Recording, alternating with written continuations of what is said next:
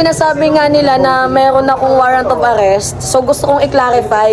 Pumunta ako dito ngayon sa Camp Crame, kasama ko din yung mga kaibigan ko. Nandito sila Mike, sila Stephen, yan. Sasamahan nila ako para mag-bail kung meron man, kung sakali man. Surrender ko namin to. Yeah, kailangan ko kasi i-clear yung pangalan ko eh. Ganun yung paninira nila sa akin kasi ganito yun, dapat sumunod tayo sa batas. Tama. Kung may warrant to, dapat i-surrender na to. Tama, magsusurrender kami ngayon. Kung meron po nagawang kasalanan to, dapat to talagang panagutan niya. Kung meron man, 'di ba? Kaso kung wala, Ayun nga. 'di ba? Kaya nandito kami. Kaya mali natin kung wala, di ba? So surrender ako. Ano masasabi mo sa akin, Takero? 'Di ba? Napaka-ano natin, no? Sumuko ka na. Ikaw, Koy, ano masasabi mo sa akin, Koy? Bilib ako dyan kasi lumalabas ka at least hinaharap mo yung dapat kong harapin. Tama. Kahit kinakasuhan ka, pinipilit ka ibagsak na lalo pala. Tama. Ano, Stephen, ano yung masasabi mo na nandito na din ako? Ay, di maganda na rin na i-clear mo yung pangalan mo para kung talagang meron man mga kaso sa'yo, di ba? You owe it to yourself. Para pag nakipakita mo naman sa kanila, di lalabas na naman silang mga tanga. O ikaw, ano yung masasabi mo? Nandito ako. Kasi may warrant ako eh. Daw. Kaya nga gusto kong linisin yung pangalan ko. Buti na lang sinamahan mo ako dito. So ngayon, anong message mo sa akin? Yun nga, tama nga naman. At least makasuko ka na, no? Hindi na sila mahirapan na hanapin ka. Di ba, mamaya magtago ka pa eh. Actually, hindi ako magtatago. Hindi, kaya nga nandito Hindi ako. kasi kung hindi nyo napapansin, tinan mo, yan, baka maapakan si Mama Elisa pag hinanap siya. Nandito ako sa may tawag dito. Yan nakikita nyo naman, CIDG. Nandiyan tayo sa may CIDG. Kasi ayoko nga na ini-issue nila ako na may warrant galing daw sa isang politician or kay Dado, hindi natin sure. 'Di ba? So ako nililinis ko lang yung sarili ko kasi ayoko na umabot tayo sa punto na ay pinaghahanap si Mima tapos syempre 'di ba nandun ako sa probinsya. Wala ka bang ginawang libel na statement? Wala akong ginawa. Ang alam ko lang binantaan ako ni Dado. Binantaan tayo. Sabihin mo, hindi ka naman katulad ng mga TDS na nagtatago. Hindi ako nagtatago. Nakikita naman ninyo, klarong-klaro, papakita ko sa inyo. Klarong-klaro, nandito tayo sa CIDG kasi hindi ako yung tipo ng tao na yung tapang-tapangan sa SOCMED. 'Di ba? Hindi tayo ganun eh. Buti na nga lang nung kinontak ko tong sila Sir Mike, sabi ko magpapasama ako kasi baka mamaya, 'di ba? Hindi natin alam. Baka hindi ka na makalabas dito. 'Di ba? Hindi tayo makalabas na dito. Hindi, baka may mga sumunod. Buti na lang Sir Mike, sinamahan mo ako. Maraming salamat sa iyo. Ako, pati yung mga kasama natin dito si Calaman, si Yan. Stephen, si Koy, si Takero, syempre. Pati din si Nino Nino, Barsaga. nandito. Tingnan nyo, nag-uusap-usap na sila.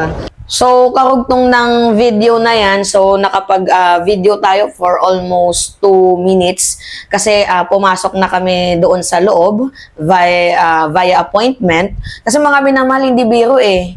Hindi biro yung yung sinabi nilang meron daw akong warrant of arrest. Hindi naman ako natakot kasi unang-una nga, sabi ko, paano ako magkakaroon ng warrant of arrest in the first place, hindi ako nakapag-counter.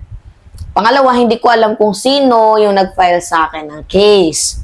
Pangatlo, hindi man lang ako in-email, wala man lang briefing, wala man lang akong sumon.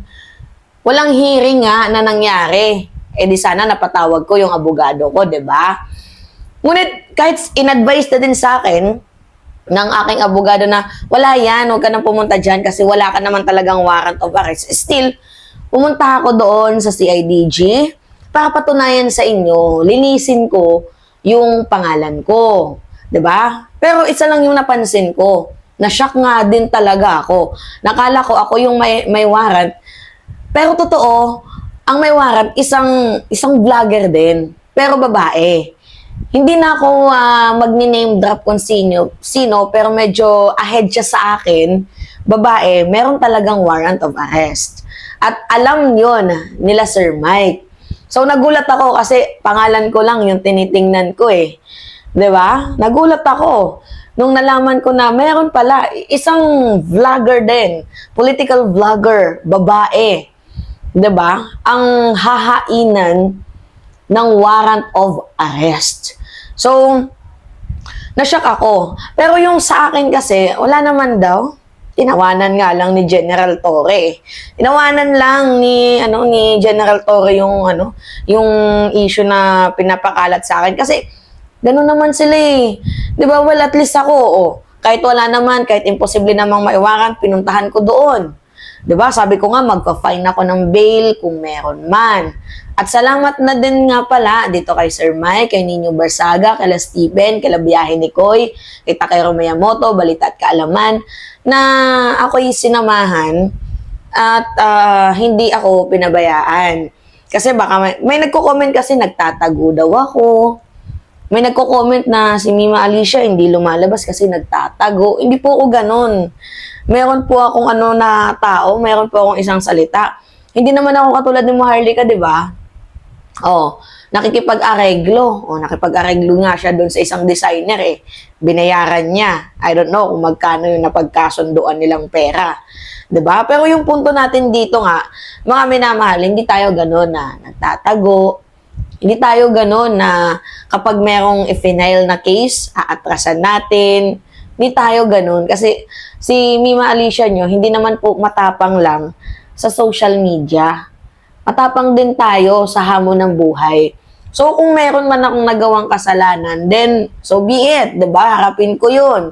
Hindi ko kailangang magtago, katulad ni Harry Roque, katulad ni Dado Clemente. Diba? Hindi ko kailangang magtago. Dahil alam ko naman sa sarili ko na wala akong ginawang kasalanan, so ba't ako magtatago? So, kung meron man, haharapin ko pa din yan.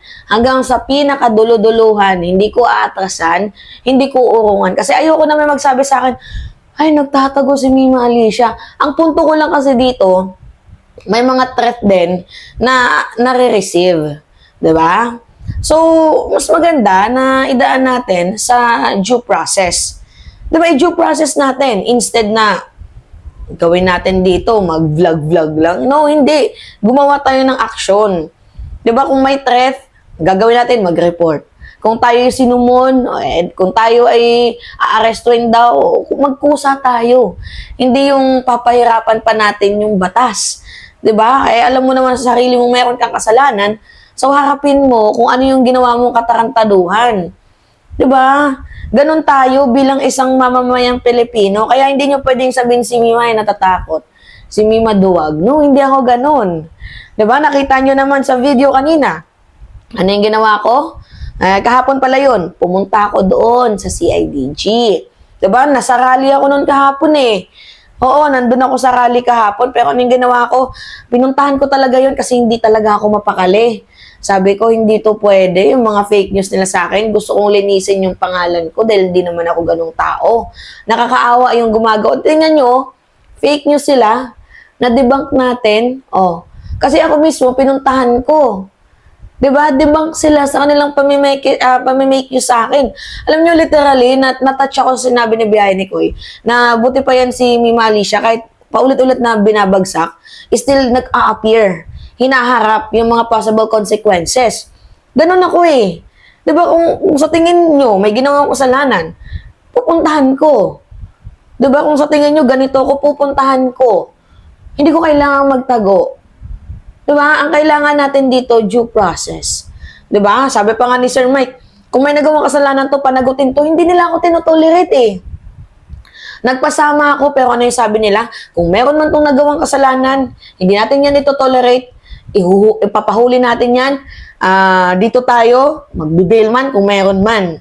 Diba? Kasi hindi sila, katulad sa ibang grupo na kahit mali, tinotolerate. Nakita niyo naman, although mga kaibigan ko sila, kapag merong mali, isuko. Sabi pa nga ng isa, baka kasi magtago ka eh. Diba, kailangan dito, mag-appear ka na. Diba, nakikita ninyo? Ganon yung grupo namin. Ganon yung kaming magkakaibigan. Diba, pag mali ako, hindi nila ako kailangan i-tolerate. At ganon din yung sinabi ko sa kanila. Kung sila ipatawag sa TRICOM, may mali sila, kasalanan na nila yun. Kasalanan na nila yun kung merong mali sa kanila doon sa kung bakit sila ipapatawag sa TRICOM. Diba? Nagigets ninyo? Sabi ko sa inyo naman mga minamahal eh. Ganun po kami. Ganun po kaming klaseng tao. Diba? So now, nakikilala nyo na yung personality namin. Diba? Pag mali, mali. Ang tama, purihin natin yan. Pag mali, wag natin yung wag natin i-tolerate, wag nating yung palakihin yung ulo ng isang taong yan. Huwag tayong ganoon. Diba? Again, mga minamahal, update ko rin kayo kasi meron din kaming, nagkaso din ako pabalik. Diba? Meron din akong finailan ng case. So, mamaya i-upload ko yung video. Pati din mga vloggers din, meron din silang finailan ng case. Alright? So, pahingi lang po ako mga minamahal ng subscribe. Yan, huwag niyong kalilimutan na i-subscribe itong ating video. I-click niyo yung like. Mahalaga yung like. Tapos, yung comment ninyo, kasi gusto kong marinig yung opinion ninyo. Tapos, hit the notification bell. Yan. Para lagi kayong maging updated sa ating mga susunod at i-upload na video. 'Di ba? So, malaking tulong na sa akin ang pagsubaybay ninyo sa journey bilang isang Gen Z vloggers at pakikipag-cooperate ninyo sa comment section, tinutulungan ninyo ako.